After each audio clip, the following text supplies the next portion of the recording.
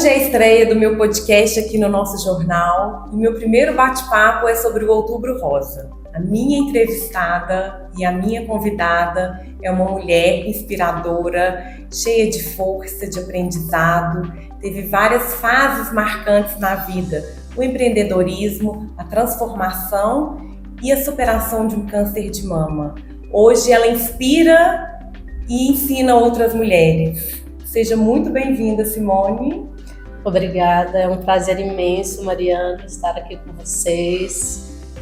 Sou apaixonada por Abaeté e quero mudar a vida de todas as mulheres de Abaeté. Muito obrigada pela sua presença, uma honra estar aqui com você. E essa é a minha estreia aqui no nosso jornal, então foi muito bem escolhida. E me conta um pouco sobre a Simone. Bom, a Simone é filha de Abaeté, filha do Walter e da Nega. Tenho 4 irmãos.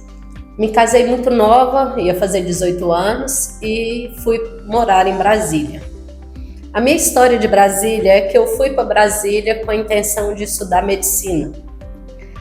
Só que quando chegou lá, eu ainda era muito criança e tudo foi correndo de uma forma muito diferente e eu acabei fazendo salgadinhos.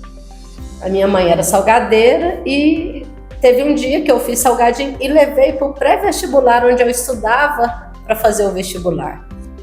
O senhor gostou muito e perguntou se eu não fazia para vender. Como a gente estava começando a vida, eu disse sim. A gente fez os salgadinhos e eu apaixonei por aquele trabalho. Aprendi a gostar de Brasília, que até então também não gostava. Sempre bom no interior, né? Ir para cidade grande. Dei até uma depressãozinha de ficar lá. E aí comecei e, graças a Deus, e também eu acho que a história do meu pai, que sempre foi empreendedor, eu avancei um pouco mais. Eu não fiquei só nos salgadinhos do colégio. Eu comecei a fazer mais salgados e depois montei cantinas aí. Até quando o Roberto aposentou, que a gente decidiu vir embora, a gente tinha uma cantina que eu tinha 20 funcionários. Nossa, grande. E aí larguei tudo para vir para Abaeté, porque eu queria dar qualidade de vida para os meus filhos. Lá tinha, graças a Deus, a gente ganhava bem. Uma estrutura melhor de cidade grande, todas as oportunidades, mas infelizmente é muito diferente do interior, né? Muito. E outra coisa é que eu não tinha rede de apoio. Era sozinha. E aí meus meninos, eu brincava assim que eles tinham todos os brinquedos e não tinha onde brincar. A gente morava no apartamento, eles iam comigo todo dia pro trabalho. E, enfim. E aí a gente ficou, o Roberto, meu marido, era mais doente, ele foi para a reserva do Exército e a gente resolveu voltar para Abaeté. Nessa minha história, que eu gosto muito de falar, principalmente no outubro, principalmente para as mulheres, é que eu comecei a trabalhar muito cedo num trabalho muito pesado. E aí eu esqueci que eu era mulher. Sim, é o que acontece com muita gente, né? Com muita gente, a gente casa, tem sede de começar e fazer a vida e esquece de viver a vida e principalmente viver como mulher. Eu trabalhava, eu levantava 3 horas da manhã, tinha dia que ia dormir 11 horas, eu esqueci que eu era mulher, eu trabalhava muito duro e eu passei 10 anos, Mariana, sem usar nenhum batom. Meu Deus! Eu tive uma adolescência de muita vaidade, eu brinquei que eu era literalmente uma porcina, daquela que usava lações assim. Eu e a Viviane, né, irmã da Cris, a gente era muito amiga, a gente tinha mania de fazer uns rabos de lado e colocar um negócio gigante, assim. Fui baliza 6, 7 anos. 7 de setembro, um desfile 7 de setembro. 7 de setembro, eu falo assim que... E aí já vinha um monte de coisas que eu fui largando tudo e esquecendo tudo aquilo. Por a sua vida corrida, filhos, marido, emprego, sim, vivendo no automático, na correria do dia a dia, né? No automático. Aí eu esqueci que eu era mulher, passei muitos anos sem vaidade nenhuma, só pensava financeiramente, sim, que estava tudo bem, que tinha dinheiro. E eu brinco até, eu faço uma brincadeira hoje que Antigamente era mais fácil para mim do que hoje, que eu falo que se eu fosse casada com o Roberto, eu teria largado ele. Se ele fosse eu. Então eu agradeço muito a Deus dele ainda ter me amado o suficiente. Sim, do jeito que você tava, sim, né? Não foi um casamento fácil, ele me traiu, teve um monte de coisas que me machucaram, mas ele não me abandonou, porque se eu fosse ele, eu teria abandonado. Eu não tinha mais um motivo para ser mulher, como se fosse assim. E quando a gente voltou para Abaeté é uma cidade diferenciada. Graças a Deus as mulheres muito gostam, né? são vaidosas. E aí era puxão todo dia, tipo, nossa, né? Cadê a mulher maravilhosa que tá aí dentro? Cadê essa mulher? Aí me dava batom de presente, eu pensava, gente, eu nem uso batom. Então o batom sempre teve um significado na sua vida, né? Sim. Por isso eu gosto. Nós vamos chegar no final da conversa, vai chegar no batom. E aí a gente abriu o mercado, continuei trabalhando muito, depois a loja. Na loja eu já aprendi a ter um pouco mais de vaidade, que eu era design em bijuterias, eu fazia você precisava, né, bijuteria para poder mostrar. Aí era colocar e todo mundo queria, então eu comecei a usar mais mas só muito de leve, um batom muito claro. E as coisas foram levando por uma situação complicada na saúde do Roberto. A gente teve que vender o mercado, depois a gente teve que vender a loja. Ele teve 2 doenças muito diferentes uma da outra, que era plaquetopenia e trombofilia. Era uma o oposto da outra. Então a gente precisava ir para Belo Horizonte até 3 vezes por semana. Então a gente não conseguiu mais ficar com o comércio. Nós passamos lá para casa e aí apareceu na minha vida Mary Kay. A Mary Kay. Mary Kay. O que foi a Mary Kay na sua vida? Que transformação que você teve? Eu falo que se a Mary Kay Ash, que é a mulher Mary Kay, ela veio como um anjo para transformar a minha vida. E literalmente transformar a minha vida. Eu fui convidada pelo telefone, porque eu não tinha estilo de mulher Mary Kay. Eu não usava nem batom. Você tinha, só estava adormecido dentro de você. Pode ser que sim. Né? E aí, eu gosto muito de contar isso, que eu gostava de andar sempre de havaianas ou descalço. Eu gostava de shorts de cotton e blusas largas. Antes eu tinha o corpo bem bonitinho, mas não era. Era para estar feia, Mariana. Não era o ideal, né? Não era o ideal. Não, sim. E a Mirinha, que é a Giselda Gabriel, ela só me convidou porque foi pelo telefone. Senão ela falaria assim, isso daí jamais dá uma Mary Kay. E na hora ela me convidou para vender, eu falei que eu não era boa de vendas, que eu era boa para a fábrica. Eu fazia salgado, eu fazia bijuteria, mas para vendas eu não era boa. Ela me ofereceu a oportunidade de ser diretora. E eu perguntei para ela, o que é que eu faço para ser diretora?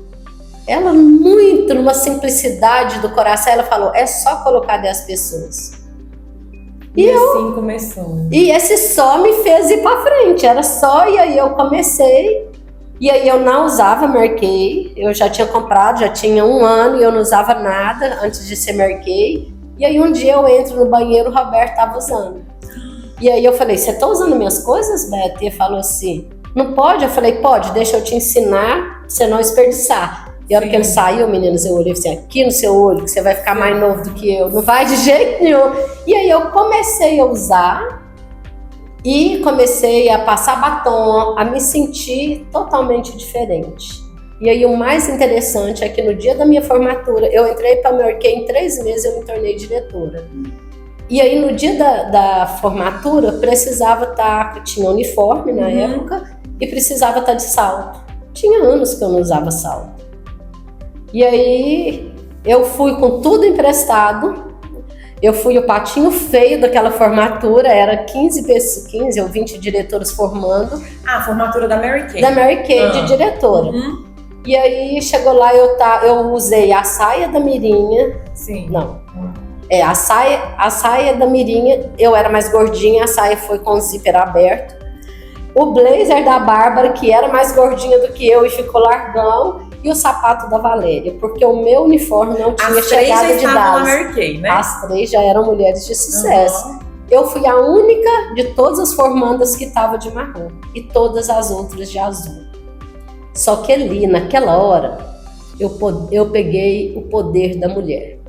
Eu falo que o batom hoje, para mim, todo mundo fala, eu uso batom clarinho durante o dia. Eu não, eu uso vermelho qualquer hora, porque eu me sinto poderosa de batom vermelho. Lilá, mais vinho, eu gosto de maçã do amor. Eu me senti, naquela hora, o patinho feio, mas que com muito pouco tempo eu conquistei muitas coisas na Mary Kay. Dentre elas, eu conquistei 3 carros, viagens, muitas joias. Mas tudo isso não foi nada com o que eu vou contar para vocês. Eu senti o orgulho da minha filha.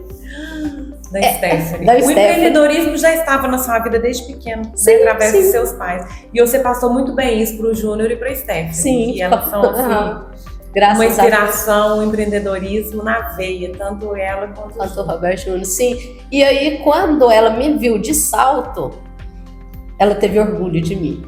E aquilo me Porque ela estava deixou... acostumada a te ver só de chinelo, de bermudinha, e viu o poder que minha mãe E aí tem. o poder, exatamente. E aí esse poder que eu falo que a gente venceu todas as outras coisas. O poder da mulher. Que a gente vem também de um lugar do interior, e principalmente Minas, que mulher que se cuida não tinha valor. A gente precisava ser dona de casa, mal arrumada, para ser boa esposa. Sim. Então hoje, graças a Deus, tudo isso mudou, né? mas na minha época não. Tirava o 2º grau, você tinha 2 opções. Você casava, você casava. Você casava, tinha filho e você era dona de casa. E dono de casa. Então, quando a Stephanie ficou muito orgulhosa que eu estava de salto, e aí para quem só andava de Havaiana, eu tenho 15 anos de Mary Kay, eu já fiz palestra para muitas pessoas, mais de 5 mil num salto 15 agulha. Olha. Rodando de um lado para outro, muito poderosa. Então, Muito assim, poderoso. mudei totalmente a minha vida por causa de Mary Kay. E aí, a história que do câncer do CA, eu fui acompanhar a minha cunhada em Barretos. E você sentiu alguma coisa? Nada, você teve Mariana, alguma coisa? nada. Sintoma? Nada? Nada. Você foi fazer um preventivo? Não, Nem mamografia? Eu fui acompanhar a minha cunhada que fazia tratamento em Barretos. Chegando lá, ela falou, olha, quem é acompanhante pode fazer os exames. Eu falei, não tem nada? Pra que eu vou fazer exame? Mas você já tinha, você estava com quantos anos? Eu tava com 40, 42, 43, eu já tinha feito mamografia, não tinha dado nada. E aí eu fui só para acompanhá-la. Quando eu fiz o exame, eu não saí mais da sala, porque em Barretos eles vão fazendo. Aí nesse exame deu alguma coisa, a enfermeira chegou e falou, Simone, a gente vai ter que fazer um outro exame. Fez a mamografia normal, viu, antes de eu sair da sala, ela sinal que não estava legal. Que estava legal. Como eu tenho uma pintinha na mama, eu achei que ela tinha visto essa pinta. E aí, só que daí ela precisou de uma mamografia em movimento. Eu fiz, ela pediu mais outra mamografia, que era 3D. E aí, a hora que eu fiz a 3D, ela falou, Simone, a gente vai precisar fazer um ultrassom. Deu uma coisa aqui que a gente não está diagnosticando o que é e tal. Que dia que vocês vão embora? Eu, sexta-feira. Não, então a gente não tem vaga, pode ser segunda. Eu, não. Eu moro longe, eu tenho convênio em Belo Horizonte, eu vou pra lá. Ela falou assim, não, depois que dá alguma coisa, a gente não pode liberar. Não mais sair. Mariana, eu não me toquei, porque eu não tinha nada, eu não tinha sinal nenhum. Você não tinha entendido, a ficha não tinha. Não, a minha ficha não caiu, eu falo que também foi Deus, porque aí também não tive medo, não tive nada. Quando eu fui fazer o ultrassom, que eles conseguiram, a mulher, você sabe por que você está fazendo ultrassom? Ela falou que identificou alguma coisa. Ela, Simone, tudo indica que é um câncer, e a gente vai ter que, se confirmar, eu vou clipar a sua mama, pra gente fazer uma biópsia. Ok? E você tava só você e sua cunhada até então? E o meu esposo lá esperando lá fora. E aí, Eu, muito tranquila, dormi enquanto ela fez o ultrassom. Aí ela, Simone, confirmou, eu vou clipar sua mama, segunda você faz a biópsia. E aí fiz a biópsia, veio uma epigmalia raríssima, porque não tinha sinal nenhum, não tinha caroço, não tinha nada. Não tinha acusado numa mamografia que você fazia de prevenção, né?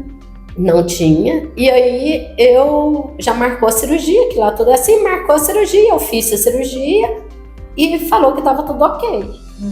Eu tive forças, graças a Deus, para enfrentar aquilo com muita, graças a Deus, né? Com muita tranquilidade. E aí veio a pandemia. Eu fazia de 6 em 6 meses o exame que era para mim fazer. Aí eu não precisei fazer químio, nem rádio, Sim, nada, só cirurgia. Nada, só cirurgia. Sim, e aí depois de... Quando foi julho, era para ter ido fazer o exame, por causa da pandemia, o hospital me ligou adiando para setembro. Quando eu cheguei em setembro, eu fui lá buscar os papéis que eu queria ser transferida para Belo Horizonte. Que era mais fácil a logística, né? E aí, quando eu cheguei, ela falou assim, Simone, só depois dos exames. E aí, fez o exame, não gostou, pediu uma tomografia e falou, Simone, não consigo te liberar, eu vou precisar de uma biópsia porque eu não estou gostando do que eu estou vendo. E aí, sim, aí foi, e tinha, eu vou falar voltado, que eu não sei cientificamente como falar. E aí sim, era não era mais só uma epigmalia rara, era um câncer maligno de uma agressividade grande, que foi marcado para mim uma cirurgia que eu fiz nas 2 mamas.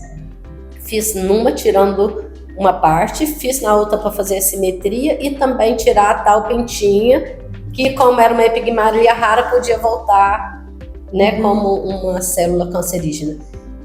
E aí sim, eu tive que fazer químio, rádio, muitas rádios. O Roberto Júnior, de medo de eu morrer, decidiu casar rápido na pandemia.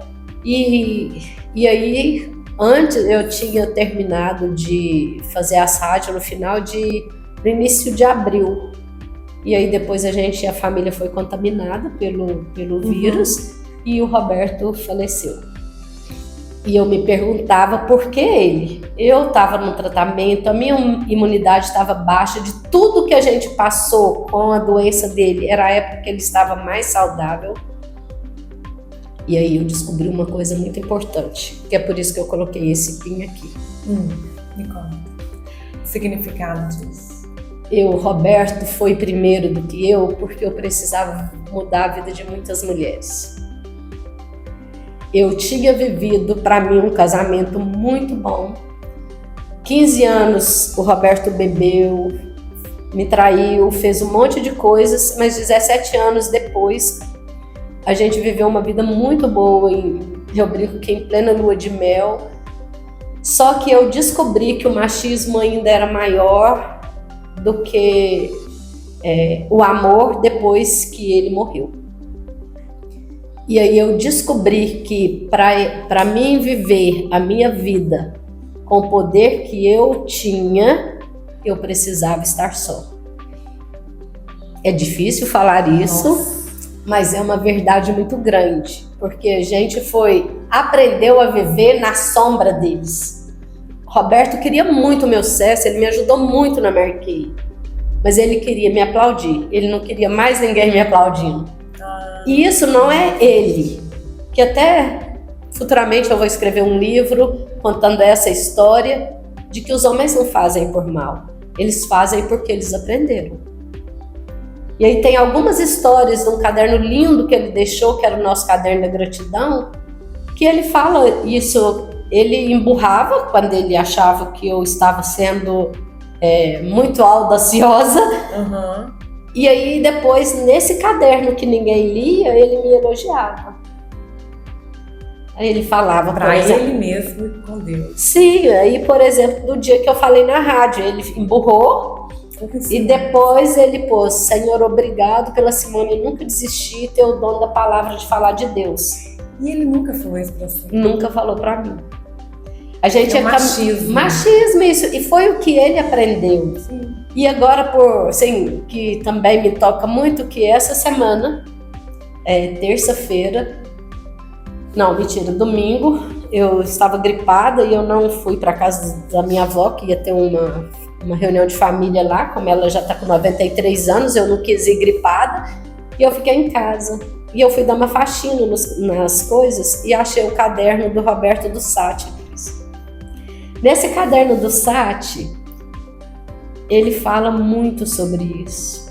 Porque eu aprendi tanta coisa para machucar a minha esposa, que eu amo tanto. Está escrito lá que ele